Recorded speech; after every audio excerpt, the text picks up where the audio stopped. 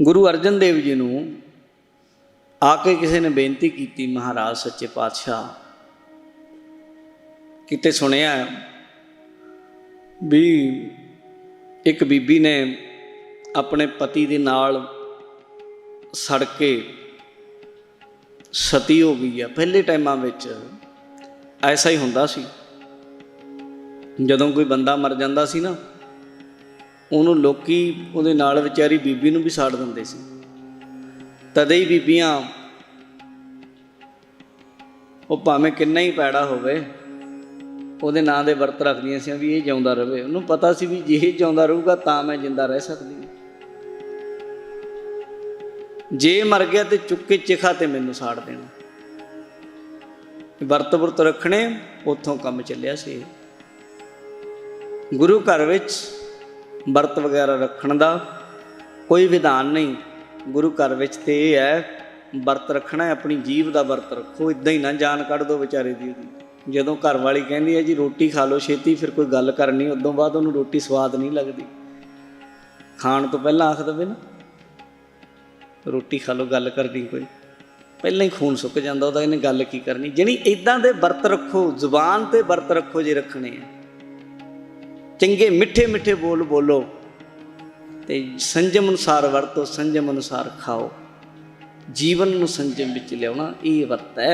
ਇੱਦਾਂ ਨਹੀਂ ਕਿ ਇੱਕ ਦਿਨ ਖਾਧਾ ਨਹੀਂ ਅਤੇ ਦੂਜੇ ਦਿਨ ਦੁੱਗਣਾ ਖਾ ਗਈ। ਉਦੋਂ ਕੋਈ ਰੇਹੜੀ ਨਹੀਂ ਛੱਡੀ, ਇੱਕ ਦਿਨ ਪਹਿਲਾਂ ਨਹੀਂ ਛੱਡੀ ਕਿ ਕੱਲ੍ਹ ਨੂੰ ਵਰਤ ਹੈ। ਦੱਸ ਤੂੰ ਤਾਂ ਉਹਨੂੰ 3 ਗੁਣਾ ਵਿਚਾਰੇ ਨੂੰ ਡੋਬਤਾ ਨਾ, ਸਾਡੇ ਨਹੀਂ। ਪਰ ਪੁਰਾਣੇ ਸਮੇਂ ਵਿੱਚ ਇਹ ਚੱਲਦਾ ਸੀ, ਲੋਕਾਂ ਵਿੱਚ, ਸਾਡੇ ਸਮਾਜ ਵਿੱਚ ਇਹ ਚੱਲਦਾ ਸੀ, ਇਸ ਭਾਰਤ ਦੀ ਧਰਤੀ 'ਤੇ ਚੱਲਦਾ ਸੀ।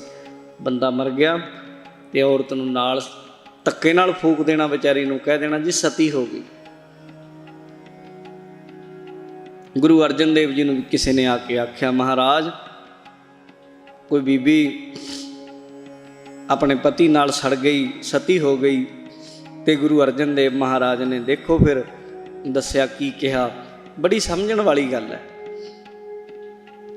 ਬੀਬੀਆਂ ਦੇ ਬਹੁਤ ਕੰਮ ਆਉਣ ਵਾਲੀ ਇਹ ਗੱਲ ਹੈ।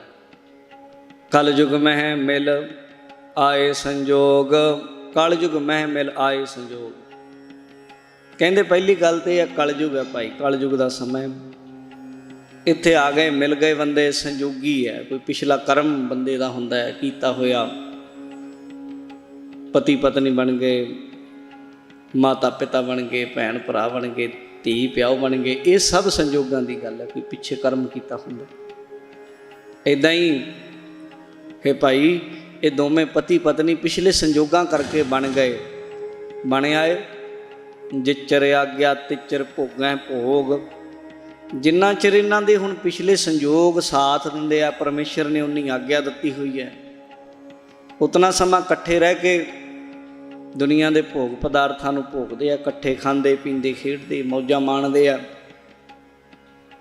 ਪਰ ਜਲੈ ਨਾ ਪਾਈਐ ਰਾਮ ਸਨੇਹੀ। ਪਰ ਹੁਣ ਜਦੋਂ ਬੰਦਾ ਮਰ ਗਿਆ, ਉਹਦੇ ਨਾਲ ਔਰਤ ਦਾ ਸੜਨਾ ਕੋਈ ਸਿਆਣਪ ਨਹੀਂ ਹੈ।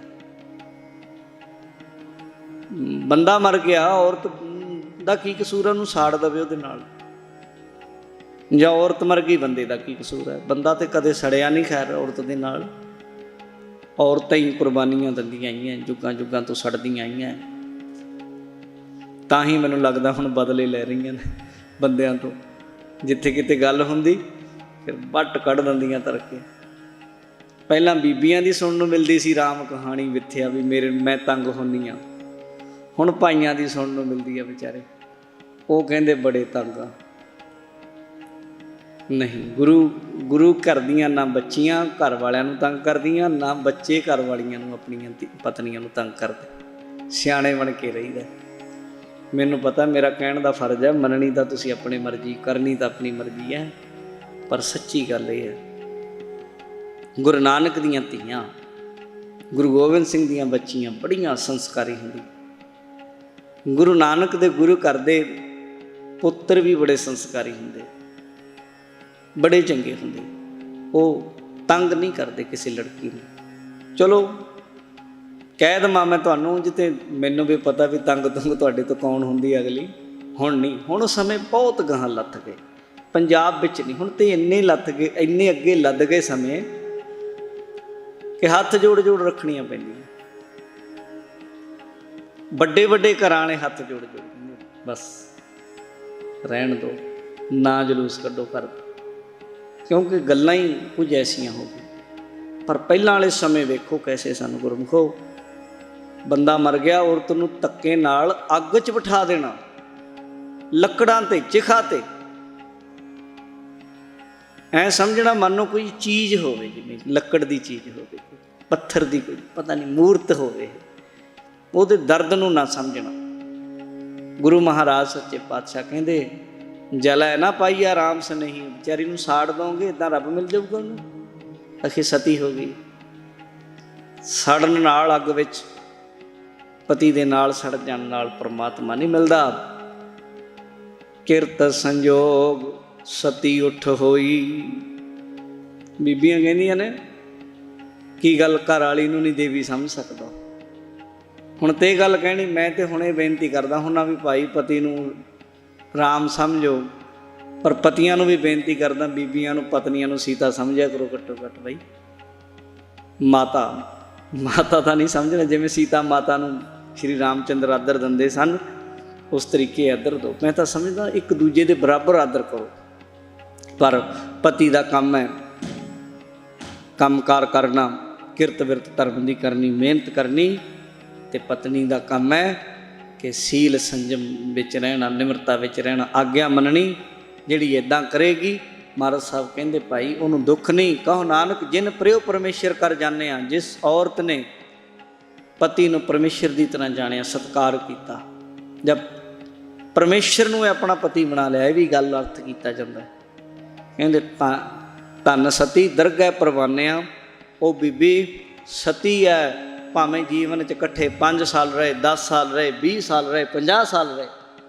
ਕਈ ਬੀਬੀਆਂ ਦੇ ਸਿਰ ਦੇ ਸਾਈਂ ਛੋਟੀ ਉਮਰੇ ਛੱਡ ਕੇ ਚਲੇ ਜਾਂਦੇ। ਇਹ ਨਹੀਂ ਵੀ ਪਿਛਲੀ ਜ਼ਿੰਦਗੀ ਨਾਲ ਸਤੀ ਹੋ ਗਈ ਜੀ, ਸੜ ਗਈ, ਨਹੀਂ। 5 ਸਾਲ ਵੀ ਰਹੇ, ਜੀਵਨ ਕਿਵੇਂ ਦਾ ਗੁਜ਼ਾਰਿਆ ਤੁਸੀਂ, ਇੱਕ ਦੂਜੇ ਨਾਲ ਕਿਵੇਂ ਰਹੇ ਗੁਜ਼ਾਰੇ, ਅਤੇ ਫਿਰ ਉਹ ਸਤੀ ਧੰਨ ਹੈ। ਧੰਨ ਸਤੀ ਦਰਗਹਿ ਪ੍ਰਵਾਨਿਆ। ਉਹ ਔਰਤ ਸਤੀ ਧੰਨ ਅਤੇ ਦਰਗਾਹ 'ਚ ਪ੍ਰਵਾਨ ਹੈ। ਇੱਥੇ ਤਾਂ ਪ੍ਰਮਾਣਿਕ ਹੈ ਹੀ, ਦਰਗਾਹ ਵੀ ਉਹਨੂੰ ਥਾਂ ਮਿਲੇਗੀ ਜਿਹੜੀ ਇਸ ਤਰ੍ਹਾਂ ਦੀ ਔਰਤ